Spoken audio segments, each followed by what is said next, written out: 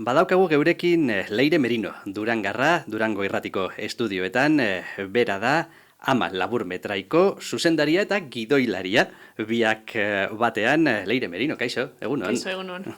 Bueno, egunon, eta berez zorionak baita be, ezta? Zeren, UE Cinema sarien irabazlia da, Ama, ezta? Bai, hori da. Konta eguzu pizkatxo bat, zelan jaso dozue sari hori eta espero alzenuten? Bai, da ez genuela espero. Egia da bakarrik gure taldekide bat joan zela sari banaketara, eta behin saria jasota, postasunez bete ginen, egia da, ni negarrez hasi nintzela mezua irakurtzerakoan, eta, oraindik gozatzen ari gara momentu hauek. Bai, hause, duela pare bat astetxo edo, ez? Bai, hori da. Gertatutakoa da, bale. Ez dakienaren txat, gutxi gora bera testu ingurua ematiarren, zer dire sari hauek edo nondik datoz edo zeintzuk ematen da bie? UE Cinema da sinema edo laburmetraien jaialdi bat. Berez, Mondragon Unibertsitateak antolatzen du beste patrozinadore batzuekin batera. Eta, kasariak banatzen du Kresala Zineklubak, Donostiko Zineklub bat dana. Eta honek, hau arduratzen da, pizka bat, laburmetraiak zabaltzeaz, pizkat Euskal Herriko zinemetatik. Eta hori izan da, pizkat lortu dugun saria, orain, Ama film laburra ez da bakarrik kajoian geratuko, eta, Euskal Herriko zinema desberdinetatik egongo gara ikusgai. Bale, itxegin dezagun apurtxo bat Amari buruz. Zer da Ama? Zeri buruz da Ama? Ama film laburra da pizka bat salatzeko modu bat, pertsona nagusien bakardade hori salatzeko modu bat. Azkenean uste dugu, gaur egun existitzen jarraitzen duen problematika nagusi bat dela, eta pizka bat horreri ahotsa eman nahian jaio zen Ama film laburra. Bale, pertsona nagusiak, bakardadea, baina gaztiek egin dozue. Bai, hori da. Labur metraia, ordune, nondik hartzen dituzue ez dakit, inspirazioak edo ideiak gai honi buruz berba egiteko, zeren normala denez, esperientzia zuzenik, ez deko zue. Bai, nire kasuan ni izan nintzela pizka bat historio honen gidoilaria. Justo urte horretan, nire aitona hil zen, eta nire amona bakarrik geratu zen. Orduan, pizkat hurbietik tokatzen zitzaidan gai bat izan zen. Eta egia da, pertsonai nagusia, protagonista izango zena, nire Birramonan, inspiratu nuela, pizkat Aurelia ditzen da, nire Birramona bezala. Eta, 80 urteko pertsonai bat sortu nuen, pizkat, euretan oinarrituta. Egia da, gure kasuan, familia oso hurbila garela, baina, ez dakit, zoritzarrez, bakardate hori oso tristea den gai bat iruditzen zaigu, eta, horreri garrantzia eman behar zaiola uste genuen. Bale, hasieratik hastearren. Gai hause zeuk erabakitzen dozu, pizkatxo bat ez dakite klasien testu inguruan agertzen direzain bat gai eta bateron bat erabaki behar da. Berez, klasean eduki genuen gidoigintza klase batzuk, eta bertan idatzi behar izan genuen klasekide bakoitzak gidoi bat, eta, ondoren gidoi batzuk aukeratuak izan ziren aurrera eraman alizateko, eta, nire taldearekin batera erabaki genuen nirea aurrera eramatea azkenean gaia, merezi zuelako. Gogor egin zitzaizun gaiari buruz idaztea, hau da, dana buruan dekozuna paperian jartzia? Egia da, txikitatik zerbait gustatu bazait idaztea izan dela, eta, narratiba asko gustatzen zitzaidan, novelak idaztea, liburuak, eta azkenean nire buruan nuen hori plasmatu nuen, egia da gero irudira eramateko desberdina dela, baina ez dakit moduren batean oso posgarria da idazten duzun horri ikustea zelan aurrera eramaten den eta zelan zure pertsonai narratiboak irudia daukaten. Zelan aktore batzuk ematen dioten irudia zuk idatzitako pertsonai horren papelei. Beraz, paperian gidoi bat dekozu, gero, bizitza emon behar zaie pertsonai horiei, zer bilatzen dozu gidoia ben ja aukeratuta dagoenian, gutxi gora bera erabakita eta itxita, nora jotzen dozue aktoreen bila, pertsonen bila, edo teknikoen bila, edo... Hasieran, pizkat galduta geuden pertsonaiak eta erabakitzerako orduan, ze azkenean protagonistari dagokionez, emakume heldu bat da, azkenean gure pertsonaia zeukan 80 edo 80 urte bitarteko adin hori, eta pertsonai hori bilatzeko pizkat zaila zen. Azkenean adin horretako pertsona euskaldun bat aktore izatea, zaila da, ze azkenean produktu hau euskeraz izango den zerbait izan da, eta badakigu ikusentzunezkoak euskeraz ez daudela inbeste, zoritzarrez, eta orduan horrek problematika bat sortzen zigun. Baina, erabaki genuen Durangon izango zenez, Durangoko aktoreekin aurrera egitea, hemen ere nivel handia dagoelako eta herriko zerbait, horreri ere agotza eman behar zaiolako.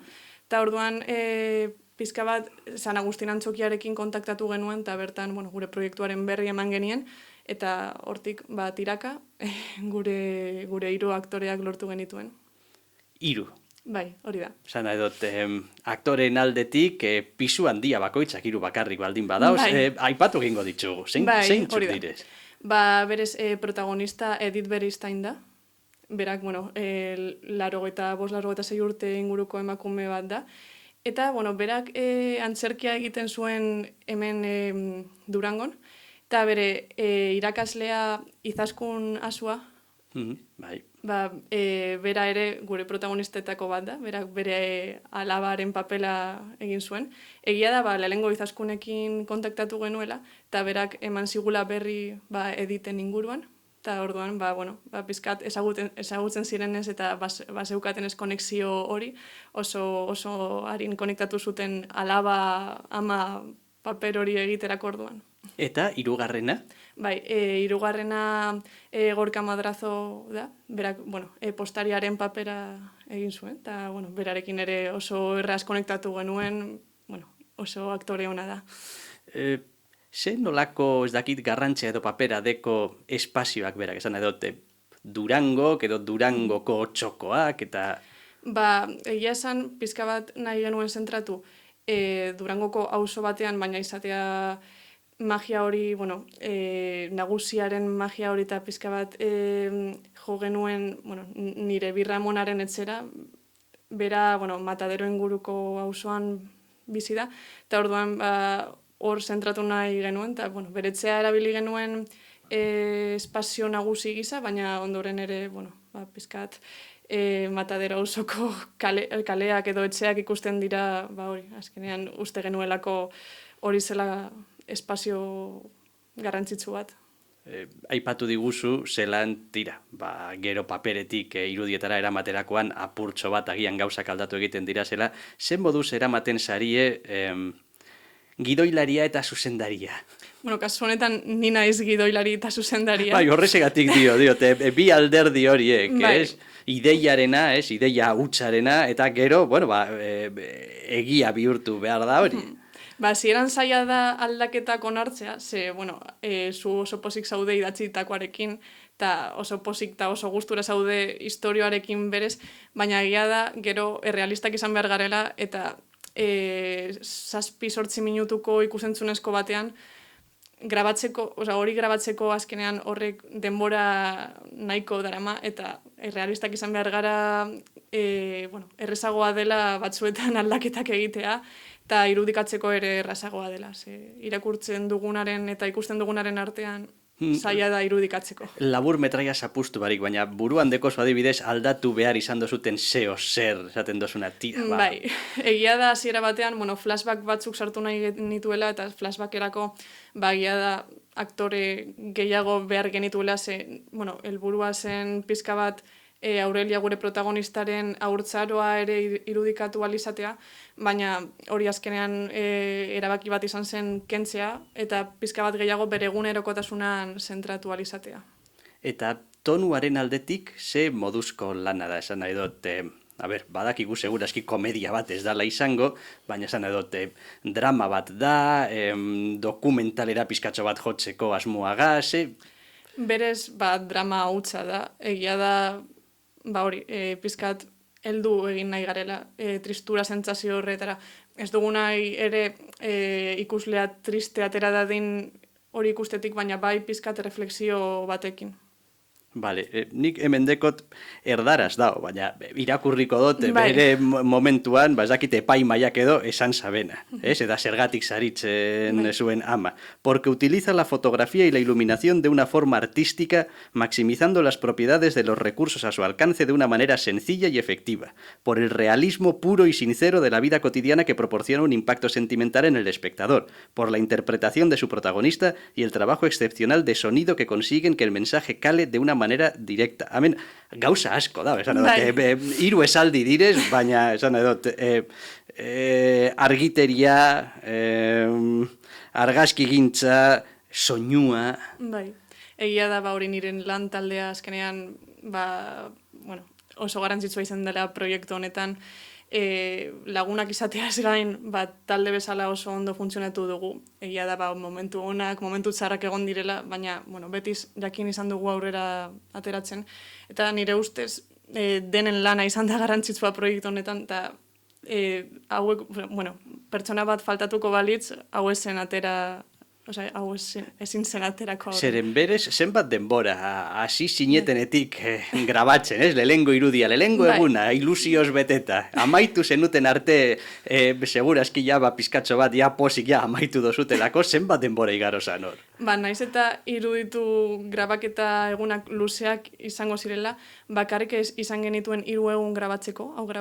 Hau, grabaketa plangintza 3 egunetara murriztu behar izan genuen, azkenean, esan bezala gure protagonista nagusia zelako, eta, berari adaptatu behar ginealako moduren batean, ze azkenean kantzatu egiten zen, eta ez da berdina, antzerkia berak egiten duena, ikusentzunezko batera, ze, toma asko hartu behar dira, toma zehatzak hartu arte, eta orduan, pizkat gure plangintza 5 egunetatik 3 egunetara murriztu behar izan genuen. Eta, pizkat hasieran, zuk esan bezala, ilusioz hasi ginen, lehenengoko eguna estres beteta bukatu genuen, ze esen guk espero bezala ateratzen, pizkat frustrazioa, baina ez dakit, hurrengo egunean jarraitu behar zen, beraz, motivazioarekin hasi genuen eguna, eta hori, Teknikoki hitz egin da, eta baliabideen aldetik, gaur egun oraindik ere horrelako lan bat egiteko baliabide handiak, garestiak behar direz, gero eta gitxiago, zein da zeuen sentsazioa? Bai, guk egia da, unibertsitatetik atera ahal izan genuela materiala, baina egia da, gero eta material hobeagoa izan irudia hobeto ateratzen dela, soinua ere, baina pizkat ere jokatu genuen sinpletasunarekin, etxean genuenarekin, eta adibidez dekoratuari dagokionez, pizkat naturala egina izan genuen. Gure kasuan ez genituen ere adibidez makiatzaile edo pelukeria kontratatu. Azkenean nahi genuena zen egunerokotasunaren naturaltasuna hori lortu. Orduan, egia da, finantziazioa lortu behar izan genuela, gure proiektu aurrera eraman alizateko, zen naiz eta ez iruditu, azkenean denak balio du dirua. Eta proiektu hau hasi baino lehen, crowdfunding bat egin genuen, eta bertatik atera genuen, gure dirua eta gure proiektua pizkat aurrera eraman alizateko, aktoreak ordaintzeko, merezi duten zerbait da, orduak sartzeagatik, eta, Baldakizue zeintzuk jartzen da bien dirua zeuen crowdfundinga pizkatxo bat finantziatzeko, esan dut, zen motatako jende gaztia, klasekuak, lagunak, agian proiektua ikusten daben eta gustoko zaion edo nork? Bai, kasu honetan pizkat hurbileko jendea izan zen, baina ondoren izan genituela patrozinatzaile batzuk ere, gurekin aurrera egin nahi izan zutela. Batzuk ez zuten igual dirua jarri, baina adibidez postariaren arropa edo modu horretan ere zenbaitek kolaboratu zuten, eta azkenean dena da esker honekoa momentu horretan. posik zaudete, ez, egindako lanagaz. Egia esan bai, momentuan esain beste, egia da, lehenengo produktutik amaierakora, bueltak eman dituela, osea, lehenengo aldiz klasean aurkeztu genuenetik, orain dena arte, aldaketak izan dituela, edizio aldetik, eta, bueno, baina bai, oso pozik gaude batez ere maitzarekin, ze azkenean, esan bezala, ez genuen espero ezer, hau da, sari banaketara horregatik bakarrik joan zen taldekide bat, ez genuelako espero saririk, proiekziora bai joan ginela bat baino gehiago, ze azkenean, bueno, zinemaldi bat izan zen, eta, bueno, bertan, bat baino gehiago aurkeztu ziren, baina hori. Bale, bi galdera labur eta amaitzen goaz. Alde batetik, zuzendari moduan ez dakite denborarik edo izan dozun, ez dakit estilo aldetik zeo zer zehazteko esateko begira. Ama labur metrailean hause lortu nahi izan nahi dot zuzendaritzaren aldetik. Bai, bueno, azkenean nahi nuena zen hurbiltasun hori sentiaraztea. Hau da, azkenean denok ikusten dugunean gure amona izango balitz bezala sentitzea. Eta, bueno, hori izan zen agian helburu nagusiena. Zelan lortzen da hori? Pizkat gidoi aldetik ondo prestatzen, ondoren pizkat aktoreekin ere ondo hitz egiten zer den lortu nahi dugun hori, baina egia da, bueno, aktoreak oso onak izan zirela, eta oso, bueno, errestasun handiz ulertu zutela euren pertsonaiaren bizitza, eta, bueno. Eta garrantzitsuena amaierarako utzi dugula. Non ikusi dezakegu ama? Bueno, orain bira bat hasiko dugu Euskal Herritik zehar, 28an hurrengo astean Oñatin izango gara, bertako zineman. Ondoren uztailean Mendaron izango gara, eta oraindik zehaztu gabe daude, baina Donostin eta Hondarribin ere ditugu saioak prest. Oraindik ez daude zehaztuta, baina bai. Eta Durangon? Hori da gure proposamenetako bat, nahi duguna aurrera eraman, eta gustatuko litzaiguke asko Durangon aurkeztu alizatea.